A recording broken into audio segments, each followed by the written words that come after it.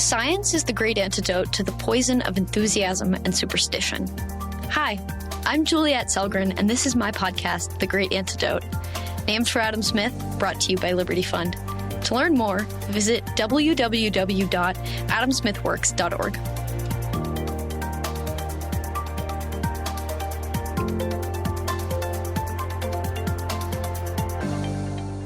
Hi. The Great Antidote is on a break from recording new episodes currently. In the meantime, we've handpicked these episodes for you, so sit back and relax, hop on your bike, or get out your notepad, however you enjoy your podcast. We'll catch you soon for new episodes.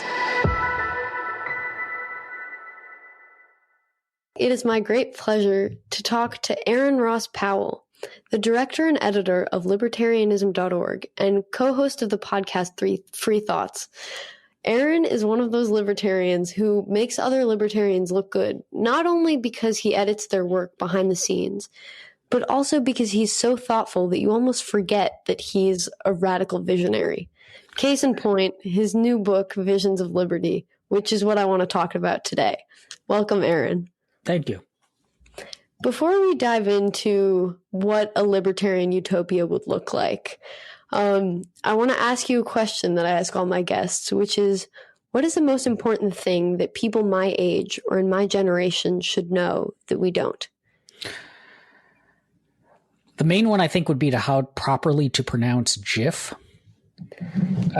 I don't know how to do that. It's not GIF, as lots of young people say, but it is GIF, as specified by the creator of the image format. So that's the main thing that bugs me about young people.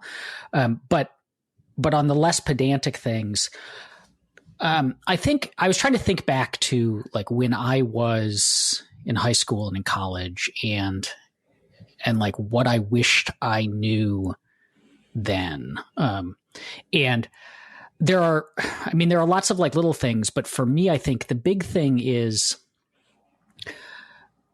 to more thoroughly question certainty.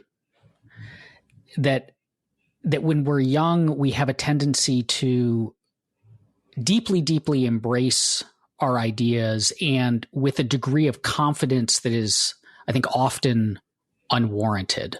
And then as you look back, as our ideas change over time, we learn that a lot of that confidence, maybe we were overconfident in our ideas. And I think that there's a lot of value in being confident in your ideas, and there's a lot of value in being very passionate about them. And I don't want to knock that. And that's like a laudable thing. But I see a lot of young people, I see a lot of young libertarians, I see a lot of non-libertarian young people who are so certain of the ideas that they believe right now that they are unnecessarily dismissive of other ideas or unwilling to take the time to really explore those other and opposing ideas. And I think it sets back intellectual development.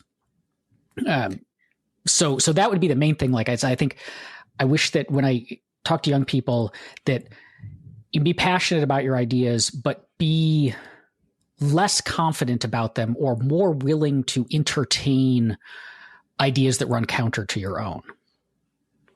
Yeah, I think that's really good. I mean, more and more as I do this podcast, I kind of realize how little it is I know about even the things that I fundamentally think I agree with. And even like little things where I just have like stuff you don't think about or you just, I don't know. But it's even like in talking to other people, I'm like, have you ever thought about this? And they're like, no, because I know what I know is right. And I'm like,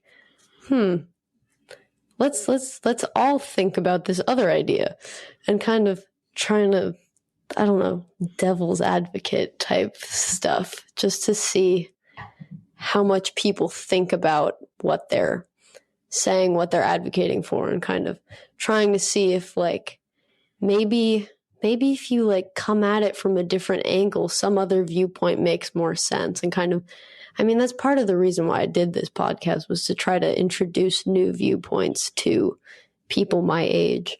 So yeah, I like your answer.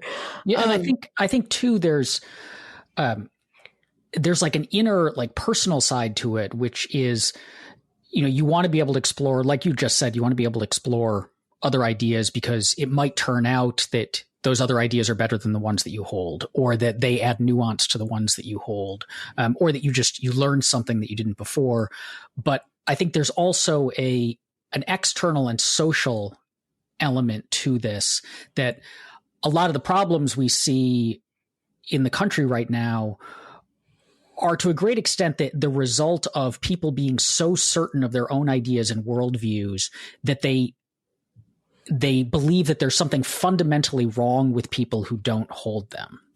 So like every one of us thinks that the ideas that we hold are correct, because if you didn't think that your ideas were correct, you wouldn't hold them. None of us, we don't go around saying like, I believe a whole lot of wrong things. So, but at the same time, if you think that your ideas aren't just correct, but are like overwhelmingly obviously correct, like they're so obviously correct that any reasonable person can see how correct they are, then you force yourself into seeing anyone who doesn't hold them as necessarily unreasonable. And when you've done that, not only are you cutting off listening to them, so then you can't learn as much from them, but you've pigeonholed them as being the kind of people who have something wrong with them. And then they become either easier to dismiss or easier to sneer at or easier to put down, distance yourself from, and so on. And that increases the camp-based thinking and the tribalism that we see. So I think it's both like you want to learn from other ideas, but you also want to appreciate that other people can have reasonable reasons for believing ideas that you don't necessarily think are correct. And so disagreement can be reasonable, as opposed to kind of always seeing disagreement as unreasonable. Yeah, I mean, there's a reason why we all have different beliefs, even if it follows the same train of thought. Like, everyone has different experiences or different influences, and that's why they took like X idea a different way than you did, or why they believe that the right solution to like Y problem is something else. Like, I think, yeah, I'd say it's really important to think about like, why is it that so many different people believe there are different solutions than what I think is right? I don't know. Yeah. So now let's talk about your new book, Visions of Liberty, which you co-edited with your colleague Paul Matzko and published at the Cato Institute. It covers a lot of topics like criminal justice reform, the drug war, healthcare, education, climate, many more topics. So can you tell us what the book is about and what you're trying to achieve? Sure. The motivation behind the book was a problem that I have encountered when talking with people about libertarianism or hearing non-libertarians talk about libertarian ideas. And namely, that libertarianism as a political philosophy is to a great extent a whole series of negative statements. It's, government is doing this and it shouldn't be. People want to exercise this particular power over other people and they shouldn't. And so it's a lot of libertarian policy then is we need to stop doing X, Y, and Z. The problem with that from a rhetorical standpoint is when, say, government action has been the thing that's been doing X, Y, and Z for years or decades or generations, and in the abstract, those things like government's been providing education, government's been providing healthcare, government's been providing certain kinds of criminal justice solutions. And those things in the abstract are valuable. Like, people want education, they want healthcare, they want criminal justice, and so on.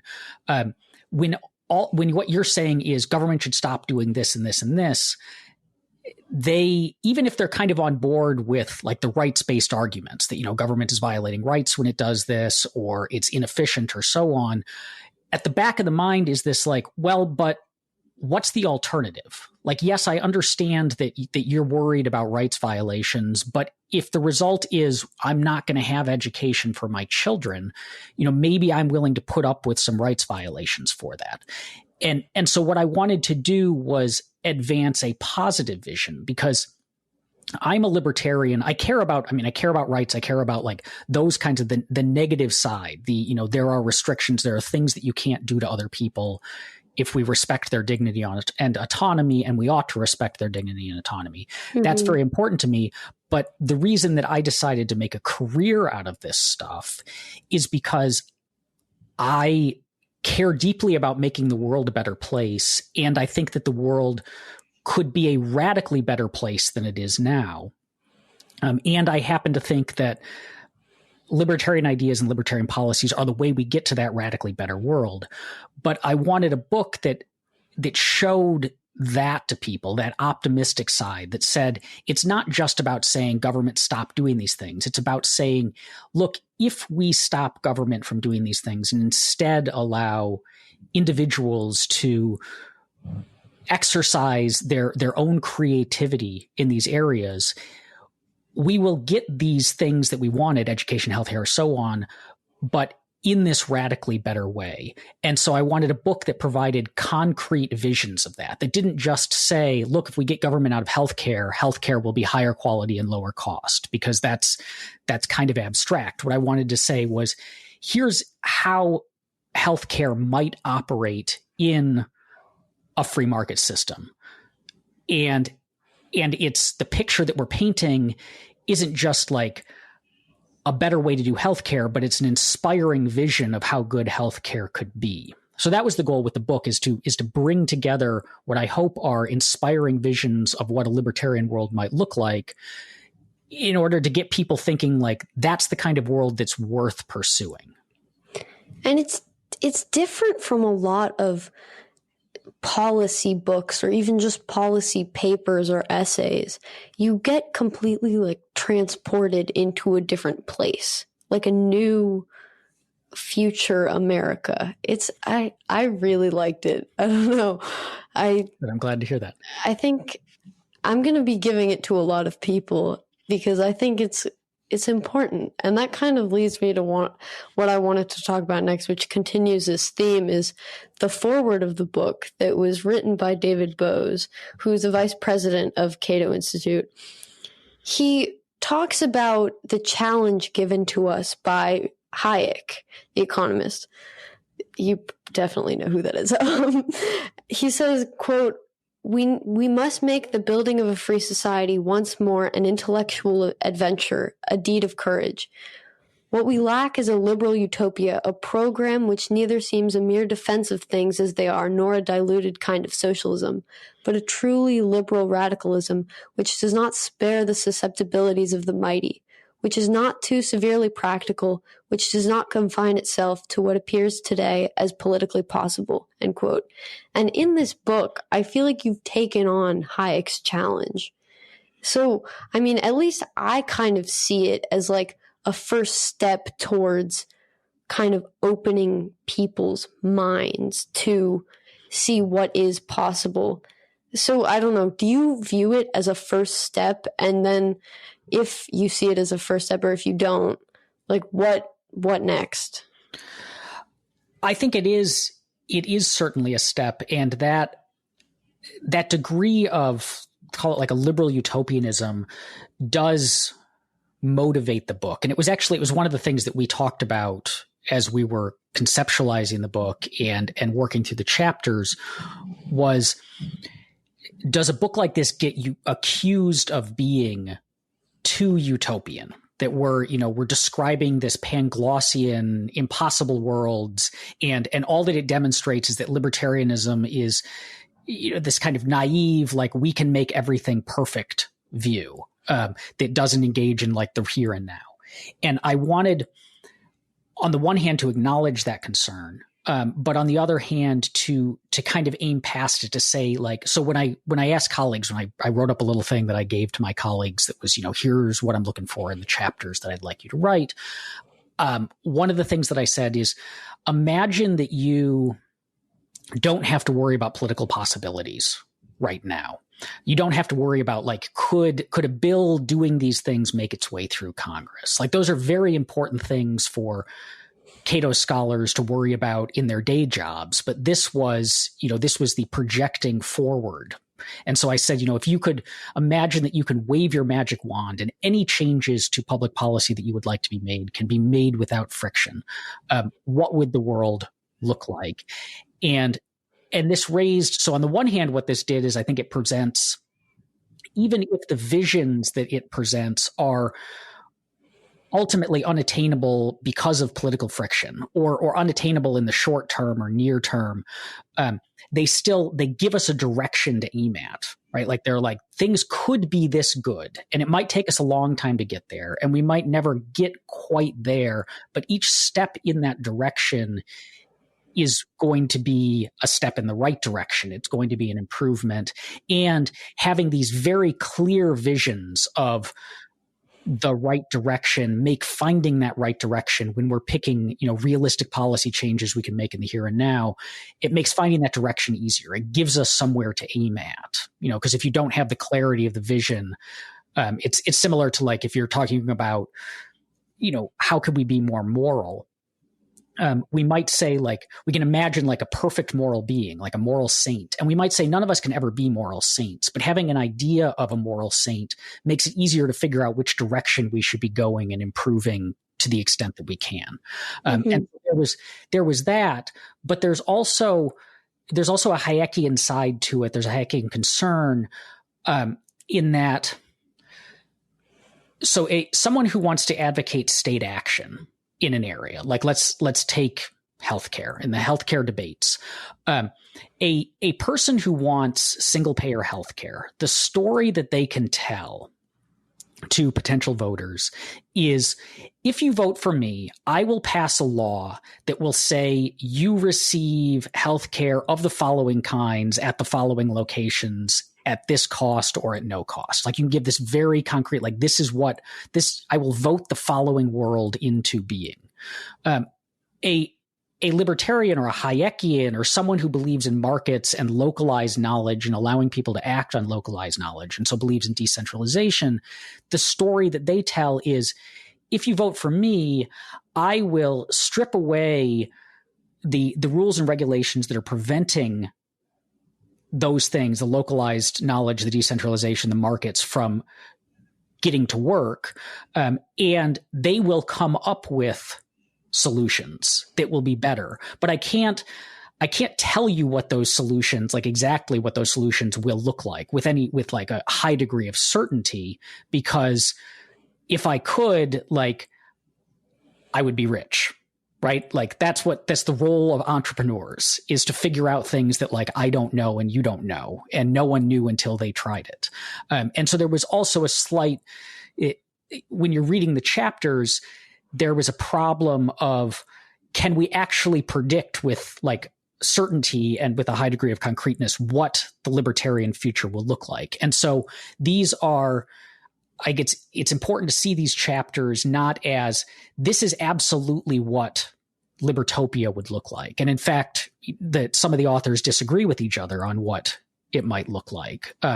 But instead, these are possible ways it might turn out. And while they might not be exactly right in all their contours, the authors, I and the authors and my co-editor and the authors of the book, are pretty confident that however it turns out, it will be at least as good and at least as appealing as the vision that's in that book. But if we were offering, like, this is exactly how the future would turn out, then we fall prey to, like, the planner's conceit that Hayek is pushing so hard against. I mean, I can definitely see the challenge in that. I mean, trying to think about the future, even if you don't know if it's certain, like, I don't know. I don't think I'd be able to write a chapter of your book. I mean, like, if someone was like, do this, I don't know if I could, honestly, because I have no idea what the future is going to look like. I have no idea even, like, if that's, even if it's possible. I don't know. But what I kind of want to know, what I've been thinking about, what I thought about as I was reading this and as I was thinking that I had no idea how anyone could possibly think so outside of the box. And so, like, I'm always very optimistic, but it's difficult to try to even pin down one idea, to pin down the vision, which was done perfectly in your book. But, I mean, without giving names, how hard was it for your colleagues, for the people who wrote the chapters, to embrace the vision and to describe what this world would look like? I think it was a different degree of challenge for different authors. Some of them, you can tell, were waiting a long time to get an opportunity to write a chapter like this. I'm thinking like Alex Narasta's chapter on immigration, where he does a alternate history of the United States if the Supreme Court had made a different decision earlier in our history to dramatically liberalize immigration. And then he follows through what the world might look like from that. And he wrote that chapter fast enough that I am relatively certain that he had already thought of this entire elaborate alternate history before I even envisioned the book. And he was just like, finally, an excuse to write my like Harry Turtledove style chapter. And so there were a number like that. There were some colleagues who it was more of like the shift from thinking about here and now policy change to envisioning, down the road, how those policy changes would concretely affect the world was more of a challenge, because that's not the way that most of the stuff they write is, right? The stuff that we write, the policy analysis that we write at Cato are, here is a law that Congress has that ought to be changed in such and such a way for the following reasons, or here's a new law that ought to be introduced, or here's the problem with existing regulations or whatever. But it is this very much like within, closer to the Overton window thinking and just thinking about the here and now, which is good. That's like, because that's how you get policymakers to listen to you about policy change. It's not to, tell them we're going to just like radically change everything, because they won't pay attention to that. And so for some of my colleagues, it was harder to get into the mindset of, having that magic wand and kind of picturing the perfect world. I think too, some of the areas are easier to write that sort of thing, or at least to give like a kind of fun sci-fi scenario than others. So, some of the technology chapters, it's like, well, these lend themselves very much to, here's emerging tech and we can see the emerging tech. And now let's imagine the world if we ran with that. Like if the regulatory barriers to its widespread advancement and use were abandoned, we can come up with, cool scenarios of what that might look like. Others, it's like, the government's doing this stuff, and we would have, if it stopped doing the bad stuff, we'd have more of what we've already got. So like free trade is a good example of this. Like we have a lot of free trade, and we know, so we can look around and we can see what our lives look like when there's free trade. And so then it's the concrete scenario is simply, it looks like the world does now, except a lot more goods can cross borders. And so there's even more specialization in trade. And so we're all wealthier. So I think those are the kind of axes around which some chapters were easier or more difficult, was how much they lend themselves to this speculative scenario making. And then also just how much the individual authors were able to step outside of the, immediate policy recommendations that's our bread and butter. I just still would never have been able to even think of writing some sort of chapter like that. I wish I could, but I definitely couldn't. I think you also need to know your area really well, Yeah, which is one of the reasons that this is an edited volume and not a single author volume. Was it as we're coming up with the idea for the book, it was very clear that like you wanted each one to be written by someone who had been spending their entire career deep in that one specific area of policy, because they would know all of those details. And so if you had a single person try to write the whole thing, it might, the scenarios would probably come across as more superficial than I think what we got in the final product. Yeah. I mean, I really liked how it varied between like chapter to chapter. It wasn't exactly the same thing. Each chapter was written kind of differently, which I really enjoyed. I also really liked the cover. I don't know, like because my mom was like, this is a book that Aaron edited. You should read it. And I was like, oh yeah, just like get it. And then it came and she was like, this is it. And I was like, that book looks so nice. Like if I had no idea what that book was, I would want to read it just because it looks nice. And Don Boudreau said, and I can quote him on this because I remember talking to him about it. He said, that book is so pretty. I really want to read it. And that's awesome. So, I mean, the cover of the book, I feel like maybe I'm wrong, but I feel like it was somewhat purposeful. Like, was it? Or did you just like that? Or what? So there was a lot of work that went into the cover, and not just the design of the cover, but also the paper stock of the book, the textured feel of the cover. I spent Eleanor, who heads up our book production at Cato, gave me lots of samples of paper and cover stock that I, just messed with until I found the one that felt right. So yeah, I mean, I wanted this book, and it's similar to the prior edited volume I did with Grant Babcock called Arguments for Liberty. I wanted the book, and this is a personal taste thing, to feel like the kind of book that you would pull off the shelf in a hip little used bookstore, and the kind of book that like you'd pull off and see had been, well loved and well read. I wanted that feel of like timelessness to the design. And in part because I think the alternative way, especially a book that's like about predicting the future, if we went with like a futuristic cover design, those end up feeling really dated really quickly. Like just look at, sci-fi novel covers from 20 years ago and they all feel dated.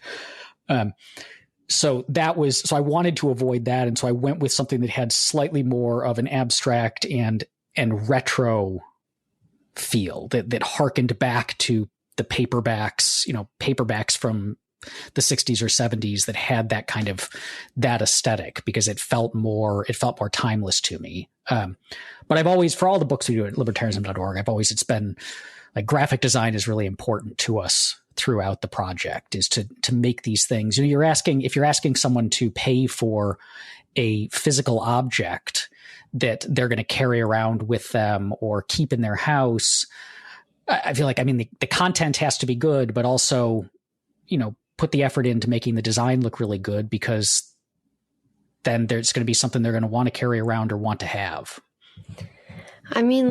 For me, my biggest challenge is always hardcover books.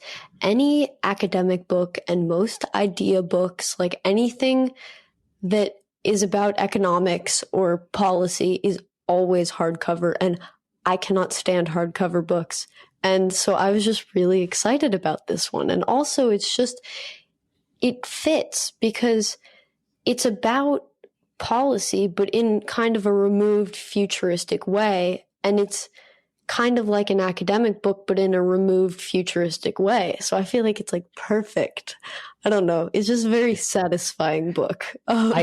I too don't particularly enjoy reading hardcovers. I just don't find like the feel of them in my hand as nice as like a good paperback. So that's why these are, there was never any intention of doing a hardcover of these books, because I'm less of a fan of them. We also wanted to keep the price low because our audience is younger people and students who don't typically have a huge amount of disposable income. So making people pay extra for a hardcover seemed unnecessary in this case. I mean, I can definitely just tell you that that is 100% right. Like every time I go to the bookstore, I always, if it's a hardcover, I don't care if I want to read the book. I will choose a book that is cheaper that I only kind of want to read because I don't have that much money. Like I'm 17. I'm not going to be paying like $30 for a hardcover book. Like, you got it right on the mark there. I kind of wanted to turn to not only this, but just kind of the future of what this book can do.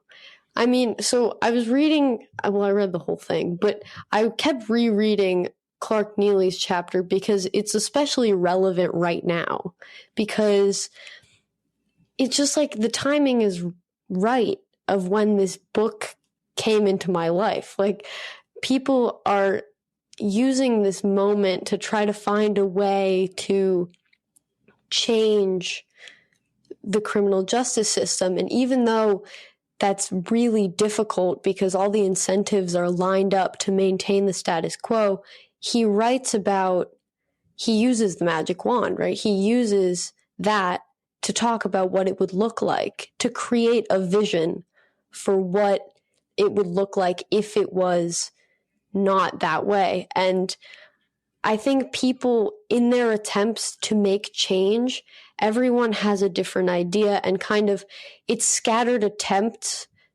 to make change, but no one really, while there's like a general goal, there's no specific vision for what we want out of this movement, right?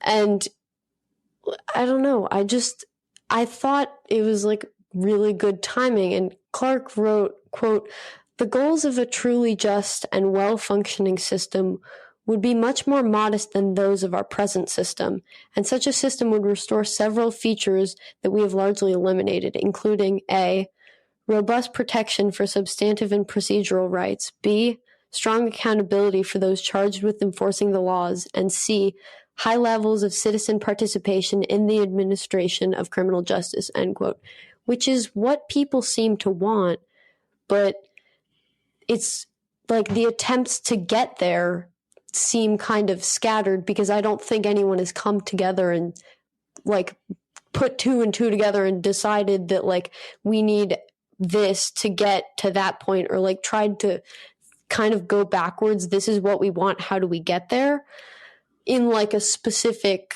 way? I don't know. I mean, I know some people have, but like it just seems like looking on social media, people are kind of all over the place. So can you talk about how like this book could be an agent of change and kind of uniting people in a similar vision? I think to the extent that the visions that are in the book, the visions of each of the policy areas is inspiring, which was, as I said, our hope in writing the book or in editing the book. Each one can give something to rally around. And I do think that having an inspiring vision to rally around can be very powerful in a way that simply having a negative statement, like we want to stop this thing, or we want the world better, but the only idea we have about that is like to stop the following three things that we think are bad in it. That you can, if you can say here's an inspiring vision of the world, it can bring people together around it, and as you said, it can give them then the motivation to try to figure out how to get there.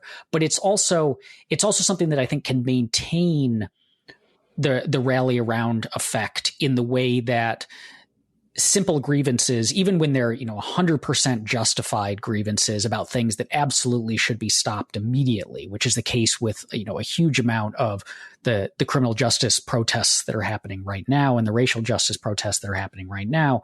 That having that ongoing vision, I think this is one of the problems. Like Occupy Wall Street movement had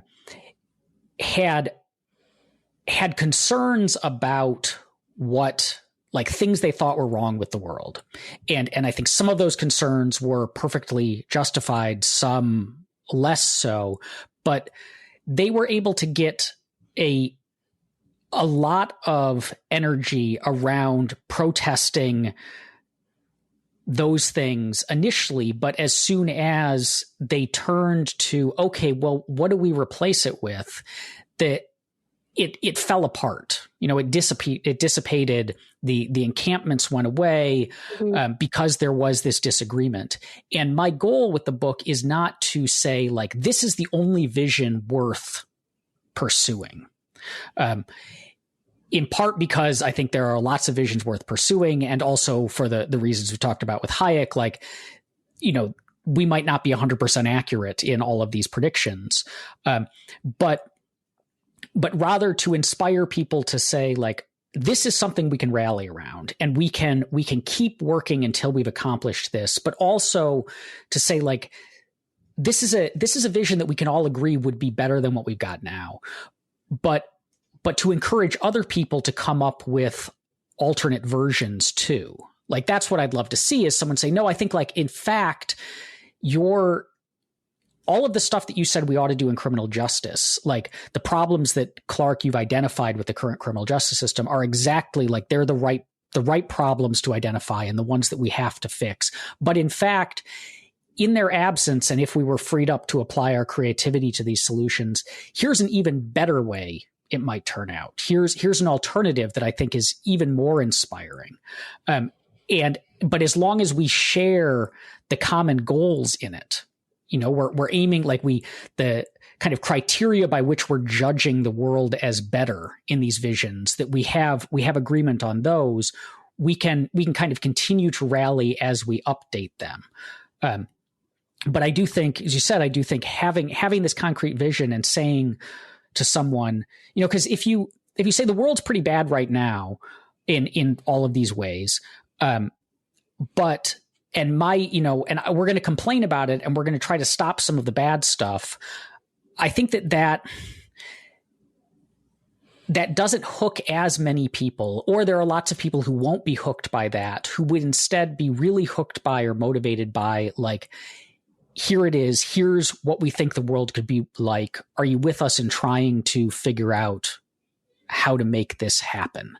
And so I think Clark's chapter is a good example of that, because it, on the one hand, it does identify very clearly the real problems we have in the criminal justice system right now, and says these are the things that, like, we absolutely must change. But at the same time, it answers that question of, look, if we get rid of all these things, like, yes, police misconduct might be bad, and yes, police violence, but, like, if we got rid of all of that, how would we have a criminal justice system? It also answers that question. It says, here's the humane and just criminal justice system we could have instead. Are you with me on this? And I believe, I certainly hope, but I believe that a lot of people who read this book, even if they're not, don't think of themselves as libertarians, will see maybe not all of the visions in this, but, at least a number of them will really speak to them and say, yes, that's exactly the kind of world that I would like to achieve. I'd like to figure out how to get us there. I'm kind of curious about this. Do you have a favorite chapter or passage in the book? That's a hard question to answer without, I love them all, and all of my colleagues are great and turned in fantastic chapters. But I think the ones that I enjoy the most, and this is just a taste thing, are the ones that played the most with the format. So I really like, I like Alex's a lot, because it is this fun alternate history that is very detailed and is just interesting in and of itself, even if you're not, not particularly interested in, like, libertarianism or public policy or whatever. It's a fun alternate history. Similarly, my colleague Trevor Burrus, his chapter on the war on drugs, takes kind of a similar approach. It's not an alternate history, but it's a attempt to map out what the coming decades might look like if we abandoned the war on drugs, and does it in this very speculative, like, describing future scenario sort of way, which makes it, again, a lot of fun. Or my colleague Will Duffield's chapter, which tries to describe, in a world where technology allowed for really robust freedom of digital expression, what might a typical day look like? Those are the ones that, just from my, kid who grew up reading a lot of science fiction tastes, were probably the most fun. But I think, all of the chapters, like, it's also just going to depend on if you have, we cover a lot of policy areas, and people have the policy areas that matter most to them. And so I think that the answer to, which are the best chapters is going to vary too, a lot based on, like, the ones that are on policy areas that matter most to you. You're probably going to find the most compelling. But yeah, for me, it was the ones that took the framework that Paul and I articulated for a chapter and really went with it in their own direction. Yeah. I think there's something in this book for everyone, because there's so much, there's so many chapters. There's, even within the chapters, there's so many, like, different parts. Like, I don't know. I think everyone can find something that they even partially agree with, or that they could, like, maybe see as a possible future that they'd like in this book, which is so cool. So to wrap up, I wanted to ask you, what is one thing that you believed at one time in your life that you later changed your position on, and why? I've changed my position on a lot of things, lots of political issues, lots of economic issues. But the one that I think, as I was thinking back, trying to figure out the answer I would give on this, the one that is the starkest in my mind is changing my view on religious faith. Particularly when I was in college, I was a very hardcore, like, new atheist sort. I wrote quite a lot of essays about the obviousness of atheism and how just, nonsense and bad religious belief was, and how we would be better off if we got rid of it, and so on. And so I was deeply into that set of ideas. I have changed quite a lot in that regard over the years, not in abandoning the underlying atheism. I haven't come to believe that, like, the metaphysical claims are correct, but in my assessment of the place of faith and spirituality in the world and the value of it to the individual.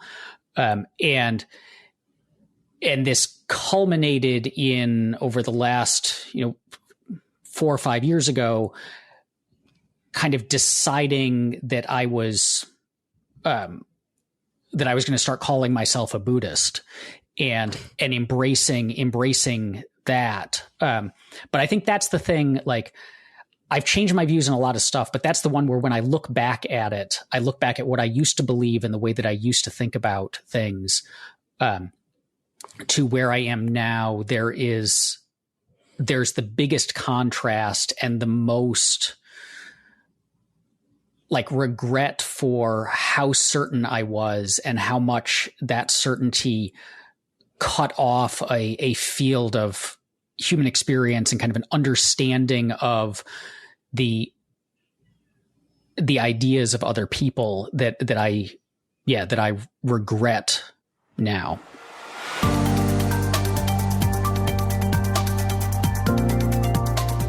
Once again, I'd like to thank my guests for their time and insight.